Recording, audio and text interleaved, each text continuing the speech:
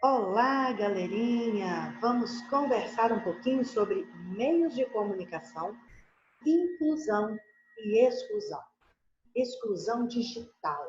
Geografia, professora Magna Lacerda. Olha, essa semana, PET 2, semana 4, este é o texto que foi selecionado para vocês. E eu trouxe este texto na íntegra. E nós vamos trabalhar por partes, começando pelo primeiro parágrafo. O primeiro parágrafo ele diz o seguinte: dado um ambiente social em que não existam disparidades socioeconômicas, ou seja, um ambiente social em que as pessoas vivem uma certa igualdade, uma certa homogeneidade, né? Não há uma diferença tão grande econômica, social entre as pessoas. Então, se considerarmos um ambiente social assim, mais homogêneo, o uso de tecnologias de informação e comunicação parece ser promissor e possuir um potencial fantástico. Mas sabe-se que, na realidade, os países como o Brasil, por exemplo, vive a chamada exclusão digital. O texto ainda trouxe em negrito para vocês. Olha, exclusão digital. Essa exclusão digital deve ser considerada ao se pensar o uso de novas tecnologias, né, para que estas não venham a perpetuar a exclusão e criar um abismo ainda maior entre os que têm e os que não têm acesso às inovações tecnológicas. No Brasil, a inclusão digital ainda não é realidade. Ou seja, nós temos uma parte das pessoas que tem acesso aos meios de comunicação, às informações, que tem acesso às novas tecnologias, enquanto a outra parte está fora desse sistema, não o conhece, não vivencia esse sistema. Por isso, através dessa seta, eu selecionei para vocês essa expressão aqui, ó, novas tecnologias. Eu quero apresentar para vocês um pouquinho do que nós podemos considerar como essas novas tecnologias. E aí vocês vão perceber que realmente existe uma exclusão digital muito grande e que deve ser considerada no nosso país. Então vamos ver o que seriam essas novas tecnologias. Então, eu trouxe para vocês, olha, em primeiro lugar, a primeira tecnologia que nós estamos considerando aí são os drones. Os drones, eles foram criados para fins nada nobres, mas eles foram apropriados para utilização de interesse da sociedade civil. E aí eu deixei uma pergunta para vocês. Como são empregados atualmente? Os drones são utilizados em quais situações? E aí eu coloquei. São empregados em diversas atividades úteis, como monitoramento de fronteiras, estradas, florestas, auxílio em plantações, né, fotografia, cinemas e muito mais. No geral, estes aparelhos são concebidos para realizar tarefas arriscadas ao ser humano ou ferramentas para trabalhos que ninguém quer realizar. Então, os drones, eles fazem parte dessas novas tecnologias. Ainda como parte dessas novas tecnologias, nós vamos apresentar o avanço da inteligência artificial. Poderíamos pensar em máquinas, né, computadores super sofisticados com consciência própria. É bastante factível que os computadores ganhem essa característica. Né? Se não lá para 2025, ainda bem mais cedo. Quem sabe agora mesmo, 2020, nós já encontramos essa tecnologia disponível. A inteligência artificial. E essa inteligência artificial, como eu deixei aqui para vocês nesse espaço, ela é utilizada para o bem. E em qual situação essa tecnologia, essa inteligência artificial pode ser utilizada para o bem? Eu vou apresentar um caso para vocês. ela pode ser utilizada para promover a acessibilidade. Quando eu falo promover a acessibilidade, eu estou considerando que existem mais de 1 bilhão de pessoas com algum tipo de deficiência em todo o mundo. A inteligência artificial, ela pode ser usada para ampliar as capacidades dessas pessoas, melhorar a acessibilidade dessas pessoas. Desde a viabilização do acesso ao mundo para crianças surdas, até a narração do que é visto para as pessoas com deficiências visuais. Então, nós temos aplicativos como os que estão representados aqui nessas imagens. Observem aqui que nós temos, por exemplo, um óculos para pessoas cegas, né, ou com cegueiras. Esse óculos facilita, através de uma leitura, né, tecnológica, por sensores, facilita a comunicação dessas pessoas que não conseguem enxergar naturalmente. E aqui nós temos imagens de aplicativos que são utilizados, por exemplo, como narração daquilo que é visto, e a pessoa, então, sem essa condição natural, ela vai ter acesso àquela informação. Então, são ferramentas alimentadas por essa inteligência artificial que vai melhorando a vida dessas pessoas. Essa é uma utilização para o bem, com certeza. E aí, continuando a nossa conversa sobre novas tecnologias, nós temos aí as naves espaciais para o planeta Marte. Professora, como é que é? Do que se trata isso? Viagem para Marte? Sim, sim. Aquilo que nós estamos acostumados a ver, por exemplo, nos filmes, como essa primeira imagem aqui, é uma imagem de um filme, né?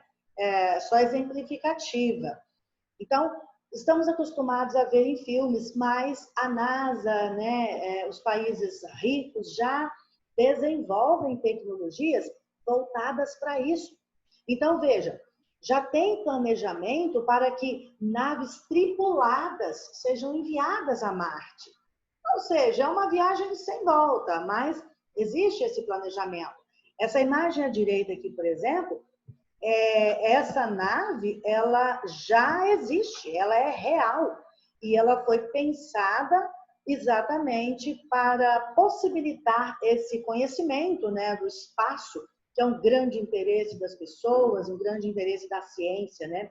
Nós temos muitas curiosidades sobre o que tem no espaço, né? Como será Marte. E aí, existem várias projeções, várias ideias a respeito. Uma casa, por exemplo, como seria uma casa em Marte? E aqui embaixo eu deixei aqui, ó, uma casa em Marte, será que ela teria esse formato? Será que essa casa ela existiria com essas características? Então, já existem estudos, as pessoas já estão envolvidas com essas questões. E tudo isso graças à inteligência artificial, graças a essas novas tecnologias, né? E a tecnologia de forma geral. Muito bem, meus queridos, continuando a nossa conversa, agora nós temos ainda mais a tecnologia utilizada para fins muito proveitosos. Então, eu coloquei aqui para vocês, olha, que tal a utilização da tecnologia para a produção de próteses? Olha, a produção de próteses ficará tão boa e avançada que elas poderão realmente dar novas habilidades para as pessoas. Então, veja, às vezes as pessoas, nós temos pessoas que elas não possuem um membro do corpo, não tem um braço, não tem uma mão, e essas próteses, elas vêm exatamente para isso, para dar essas novas habilidades a essas pessoas. Isso é um ponto positivo. E aí fica algo aqui bastante curioso, né? A nossa personagem, ela demonstra aí uma certa surpresa. Uau! Roupas com poderes super-humanos. Em um futuro não distante, as roupas, elas poderão dar novas características às pessoas. Então, elas poderão ser utilizadas, por exemplo, para favorecer a temperatura do corpo numa atividade física. Elas poderão ser utilizadas, olha, para corridas ou de bicicleta ou a pé e dar condições à pessoa para que ela tenha mais força muscular. Tem uma série de situações que são pensadas aí para um futuro não muito distante. Meus queridos, e tem um detalhe que eu trouxe que vai interessar a vocês. Veja, realidade virtual vai substituir os livros didáticos.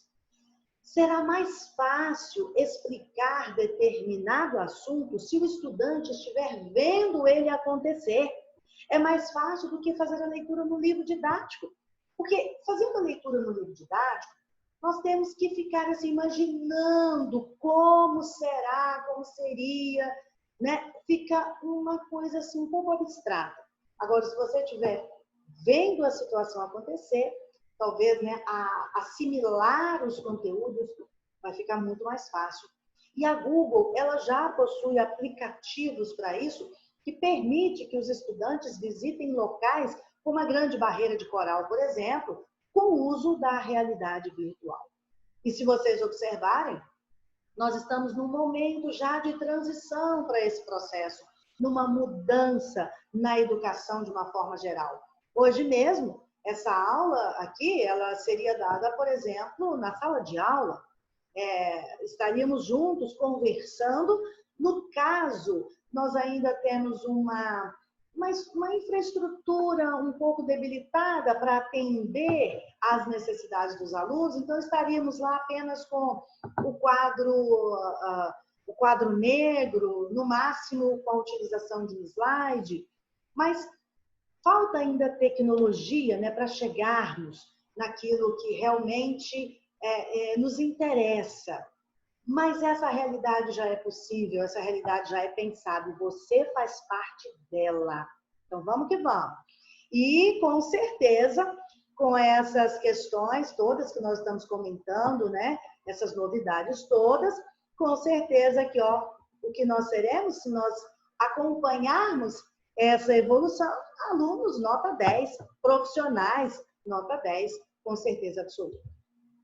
Meus queridos, ainda fazendo parte dessas novas tecnologias, nós temos os robôs no serviço de casa. Olha o que o texto diz. Por volta de 2030, os robôs poderão fazer parte do dia a dia de uma residência. Estudos apontam que entre inteligência artificial e robótica, nós teremos muitos assistentes tecnológicos. Também aponta que estes robôs funcionarão como companhia, visto que muitas pessoas morarão sozinhas. Companhia é um dos primeiros objetivos dos robôs do futuro. Nesse ponto, digamos que é um pouco triste, né? Porque o ser humano, ele é naturalmente um ser social. Ele precisa do outro, o contato com o outro é interessante, é importante, faz bem. Então, substituir esse outro por um robô, não sei se seria assim uma coisa tão maravilhosa, num certo aspecto. Mas, com certeza, os robôs vão facilitar a vida de muitas pessoas.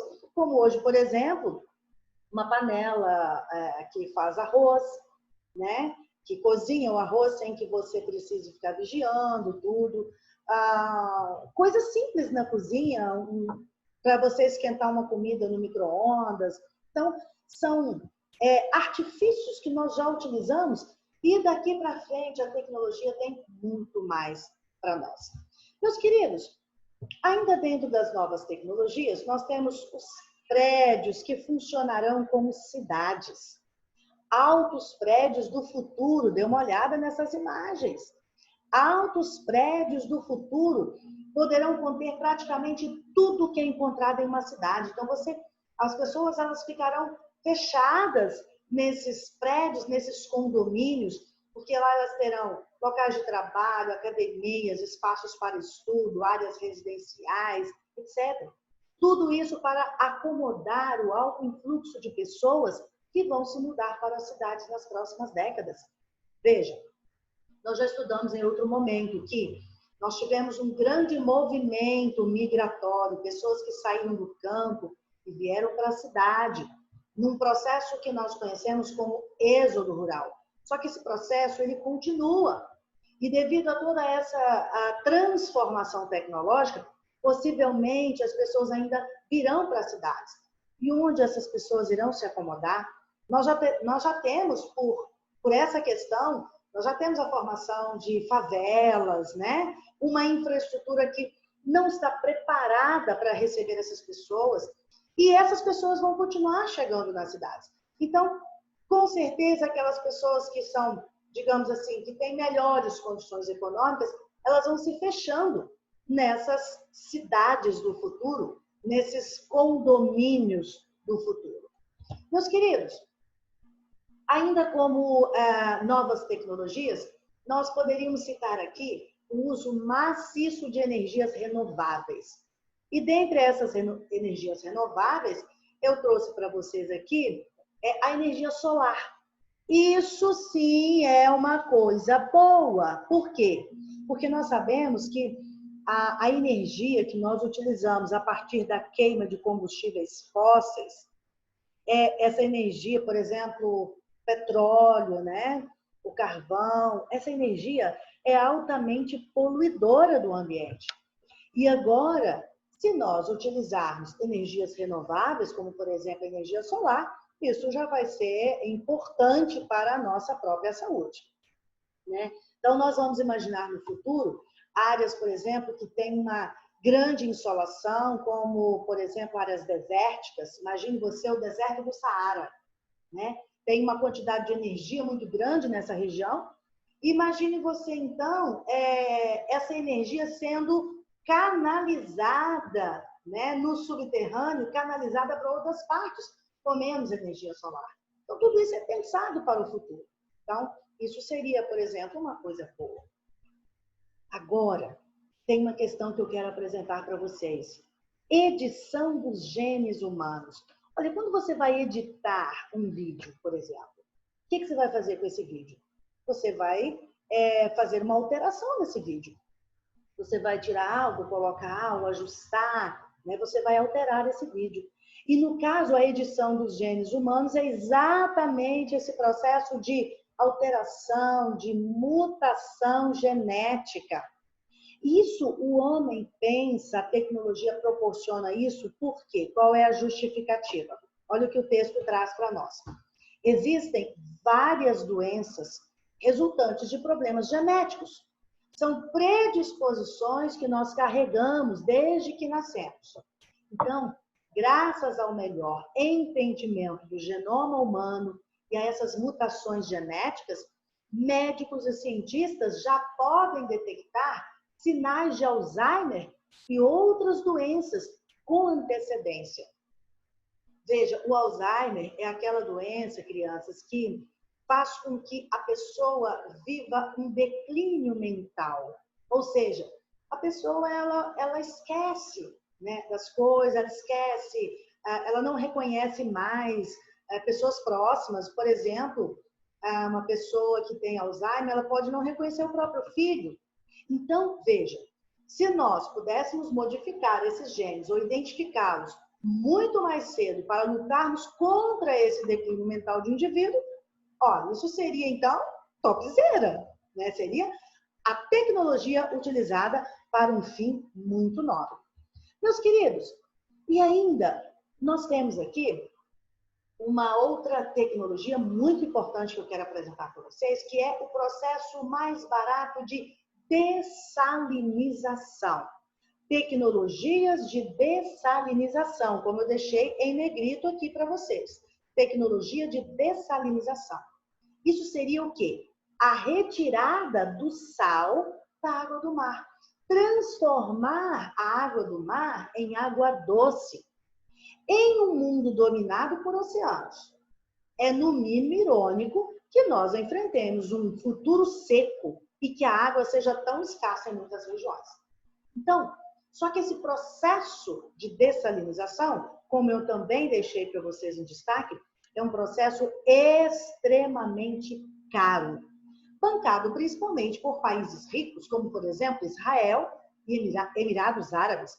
Veja, os países africanos, por exemplo, que são países com menor potencial econômico, esses países eles não têm condições de custear tais valores. Então, a gente já percebe aí no mundo um processo de exclusão, né, no acesso a essas tecnologias. Contudo, apesar de ser um procedimento caro, apesar de que nem todos os países têm condições para isso, esse quadro está mudando e pode transformar o mundo em um futuro breve. Muito bem, meus queridos. Ainda sobre as tecnologias de dessalinização, quando a água salgada ela é convertida em água doce, né, o material restante é jogado fora. Veja, além da água do mar estar cheia de sal, existem também outros tipos de metais presentes nessa água. E esses metais, eles podem ser extraídos, né, desse resíduo e, em vez de desperdiçá-los, eles podem ser aproveitados. Então, veja, se fosse possível coletar os minerais durante o ato da dessalinização, os custos do procedimento se tornariam muito menores, já que teríamos um novo produto no final do processo. Professora, seria possível isso? Olha, eu digo para vocês que a ciência já está buscando respostas, buscando saída para essa situação. Esse processo já existe. Esse é um processo que já é realidade, né, em algumas partes do mundo. Bom, ainda temos, vocês já ouviram falar na internet das coisas?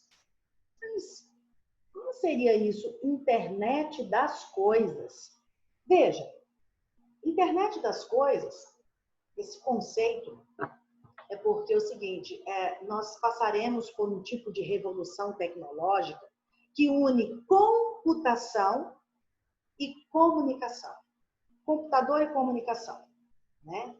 Então, veja, o texto coloca para vocês que é esperado até 2025, por exemplo, os carros, as casas e vários tipos de aparelhos, de modo popular, em inúmeros países, até 2022 já seria possível, estima-se que mais de 50 bilhões de objetos se liguem à internet desse modo. Veja, até 2022, bilhões, mais de 50 bilhões de objetos ligados à internet e você podendo comunicar com esses objetos através da internet. Isso, pessoal, são dados, né, de acordo com a Intel, e esses dados estão previstos para já. Então, veja, quando tudo estiver conectado, imagine-se que teremos um grande avanço no campo da inteligência artificial e da robótica. E os robôs se tornarão muito mais possíveis. Os objetos, eles se ligarão de modo sensorial, com sensores, né, de modo inteligente, trazendo todos os benefícios da informação integrada. E aí eu vou dizer que isso é realmente incrível, né? Meus queridos, nós poderíamos apresentar muitas outras novas tecnologias, mas nós não temos tempo para isso. Então, eu deixei aqui para vocês tudo isso que nós comentamos e muito mais está por vir, está acontecendo e está por vir. Que fiquemos, então, preparados para esse novo mundo.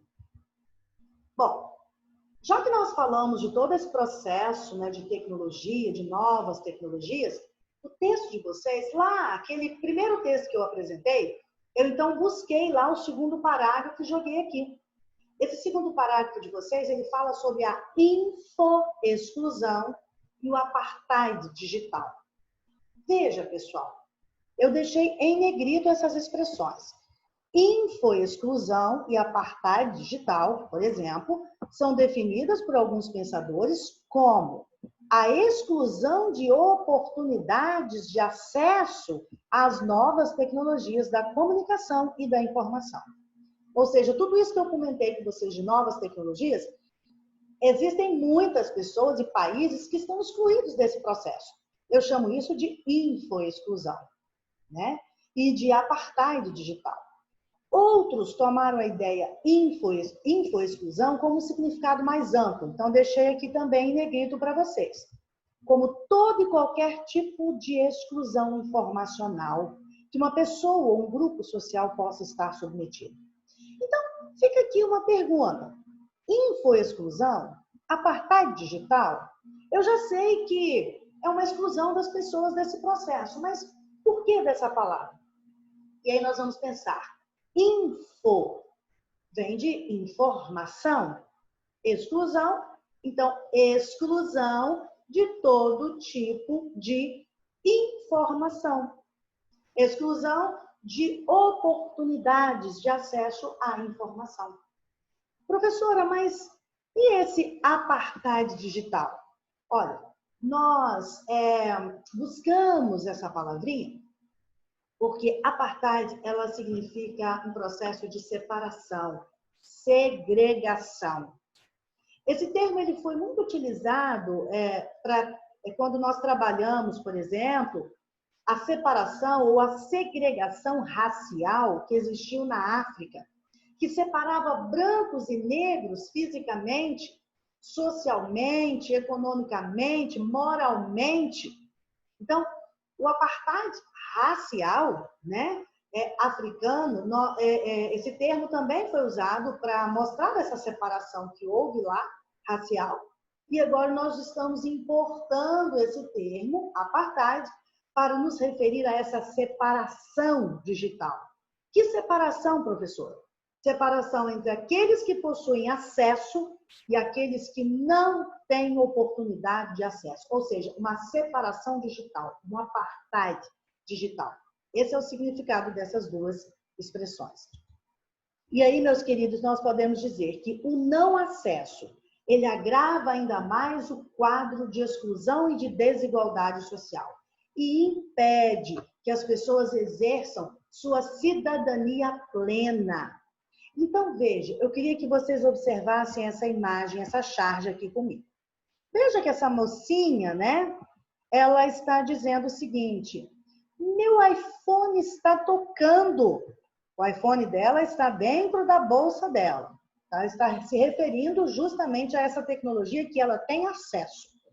Agora, observe aqui que à nossa direita, o rapazinho ele diz o seguinte: meu iPhone está tocando. Só que o iPhone dele não é a tecnologia.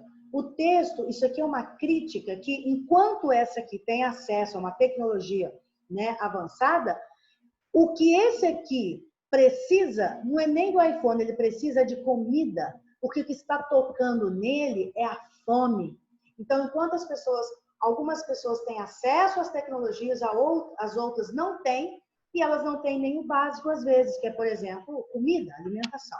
Então, nós temos aí um quadro de exclusão, um quadro de desigualdade social. E aí, meus queridos, o mercado vai exigir um novo tipo de trabalhador. Mas, professora, que novo tipo de trabalhador é esse? Um novo tipo de trabalhador que deve ser uma pessoa com capacidade de aprendizagem constante. Não tem essa de estudei, fiz o ensino médio, acabou, agora estou pronto. Não, não estamos. Eu fiz a faculdade, está tudo certo. Não, não está. Nós precisamos, o mercado precisa de um trabalhador com capacidade de aprendizagem constante, que se adapte, olha o que o texto diz, que se adapte a mudanças com facilidade, que saiba trabalhar em grupo e que domine a linguagem das novas tecnologias de comunicação e informação. Dessa forma, o profissional hoje requerido deve ser alfabetizado, não apenas nas letras. Eu não estou falando apenas de saber ler, mas eu estou falando em alfabetização digital. Isso às vezes assusta, né? Olha só aqui o rostinho aqui da nossa personagem. Assustada, muita informação, muita coisa para aprender. E aí, meus queridos, eu encerro com vocês a nossa conversa dizendo o seguinte, que essa alfabetização digital é a iniciação ao uso e à compreensão dos recursos da informática, sendo imprescindível aos programas de inclusão digital. Então, você quer fazer parte, você precisa se alfabetizar. Né? Através da alfabetização digital, a criança ou o adulto, toma conhecimento das possibilidades fornecidas pelo mundo cibernético. Então, veja, observe que esse é um mundo cheio de novidades, é um mundo cheio de mudanças, e mudanças rápidas, né? E esse mundo está todo conectado. Então, eu termino fazendo, então, essa pergunta aqui para vocês. Vale a pena prestarmos atenção nessa nova situação? Vale a pena observarmos o que está acontecendo no mundo? Vale a pena acompanharmos, pelo menos minimamente, aquilo que for possível? Vale a pena acompanharmos, estudarmos? Sim ou não? Eu tenho certeza que a sua resposta será sim. Então, agradeço a presença de vocês na nossa aula. Espero que a gente se encontre, né, o mais rápido possível e a gente possa ter uma conversa pessoal. Um grande abraço.